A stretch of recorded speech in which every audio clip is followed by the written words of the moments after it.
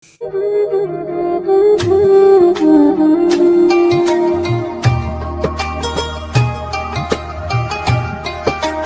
kepada orang tua. Sekarang baktinya anak kepada orang tua. Ada nggak yang ngebalas orang tua seperti apa yang dilakukan saat mereka saat kecilnya? Tidak akan pernah ada. Nggak jarang anak yang menaruh orang tuanya di panti jompo. Ada orang tua yang dalam keadaan sakit dia panggil baby sister untuk ngurusin orang tuanya. Ada nggak? Ada. Padahal itu cara Allah Subhanahu wa taala ingin mengangkat derajat anak-anaknya, membalas saat bakti di mana orang tua mereka yang dalam keadaan sudah tidak mampu. Orang tua kita saat ngebersihin kotoran kita gak pernah pakai masker. Pernah gak pakai masker? Ibu pernah sadar deh, bapak pernah sadar. Nauzubillah min dzalik, kalau di akhir nanti mudah-mudahan kita punya anak-anak yang saleh-salehah. Kita sampai udah gak bisa ngapa-ngapain di atas tempat tidur, udah buang air di tempat, pipis di tempat. Coba kita lihat anak-anak kita yang gak jarang juga anak-anak pakai masker sama sarung tangan buat ngebersihin kotoran orang tuanya. Kira-kira yang begini anak durhaka apa anak soleh? Salah satu sahabat Nabi Muhammad SAW, Uwais Al-Qarni, bakti kepada orang tua, gak tanggung-tanggung. Orang tuanya buta. Beliau pengen ketemu Nabi, nggak punya kesempatan. Orang tuanya ngelarang. Padahal beliau lahir di zaman Nabi. Bisa dikatakan sahabat jika dia bertemu. Tapi nggak ada kesempatan buat ketemu dengan Rasulullah SAW. Saat beliau ingin mengadu kepada ibunya, ya wahai ibu, aku ingin berjumpa dengan Nabi. Sebelum dia bicara, orang tuanya telah bicara duluan. Wahai Uwais, insya Allah aku ingin melaksanakan ibadah haji. Jika diberikan kemampuan oleh Allah, maka aku ingin tahun yang akan datang aku ingin melaksanakan haji. Baru mau ngomong, gak jadi Uwais Al-Qarni. Uwais Al-Qarni badannya kurus. Beliau kerja siang, sore, malam kerja. Untuk apa? Untuk hanya membeli seekor sapi. Seekor? Adik-adik didengar nih baik-baik. Beli seekor sapi. Uwais Al-Qarni dapat 1 ekor sapi, masih bayi, masih anak-anak. Tiap hari Uwais Al-Qarni saat mengembala, itu sapi digendong. Sapinya digendong sama Uwais. Naik ke atas bukit, turun ke atas bukit, sampai Uwais Al-Qarni badannya tegap, keker, bagus. Ternyata dia beli sapi ngegendong naik ke atas turun bukit bukan untuk apa-apa, melainkan dia belajar untuk menggendong orang tuanya dari negerinya sampai ke Mekah, sampai kembali lagi ke negerinya. Sallu ala Nabi Muhammad. Saat waktu itu tiba, sampai Uwais Al-Qarni dikatakan gila.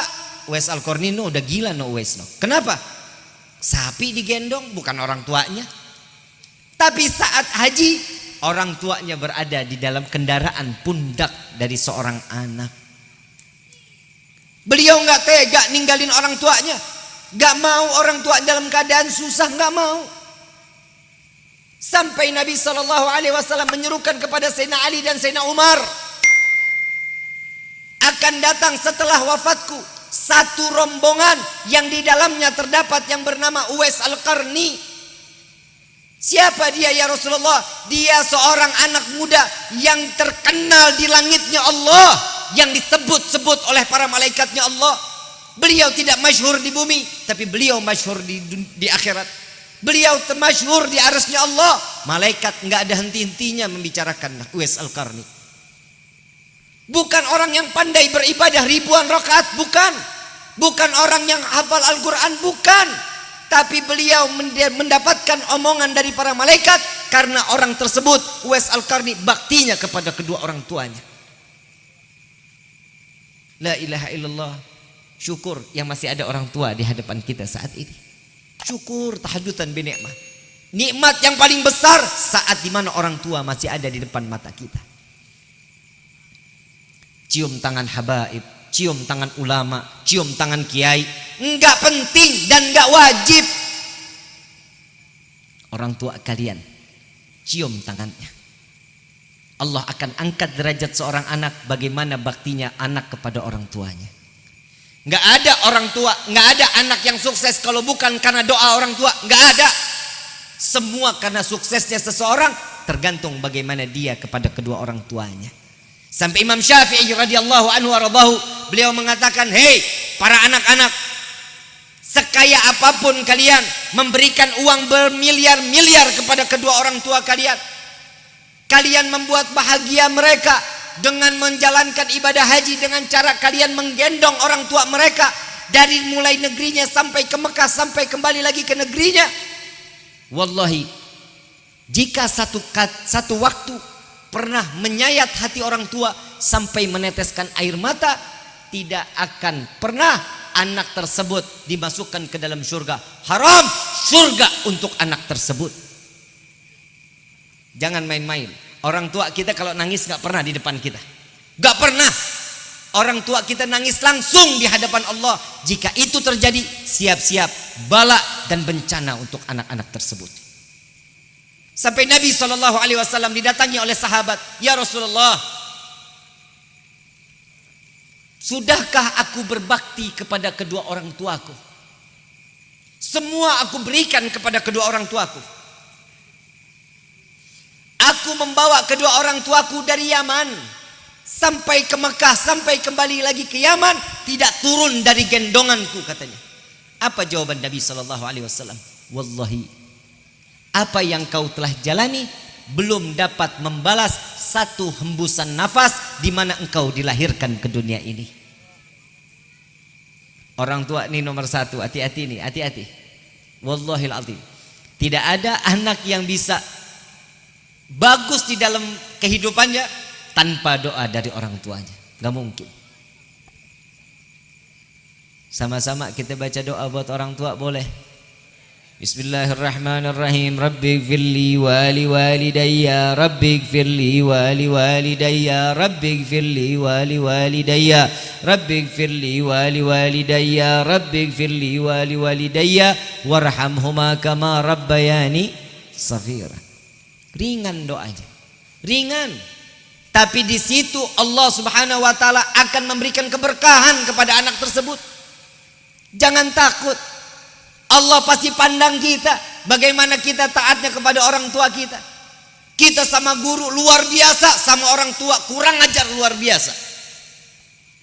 Sekarang udah mulai banyak anak yang durhaka sama orang tuanya tuh, aduh bukan main lagi. Di Facebook banyaknya luar biasa yang caci maki orang tuanya sampai mengatakan, "Nyesel saya dilahirkan oleh seorang ibu dan bapak yang miskin." Banyak ada. Itu aib. Nggak kebayang laknatnya Allah akan diberikan kepada dirinya. Hati-hati, jangan main-main dengan orang tua, jangan main-main. Ada saat ini cintai, sayangi, junjung tinggi, naik di atas kepalanya. Naikkan orang tua itu di atas kepala kita. Kalau cuman cium tangan sama habaib, kiai, ulama, itu cuman mengikuti sunnah kepada Nabi. Orang yang bersalaman kepada alim ulama sama seperti mereka bersalaman denganku, kata Nabi. Ambil sisi positif sunnah yang diberikan oleh Nabi Muhammad SAW. Tapi kepada orang tua wajib hukumnya.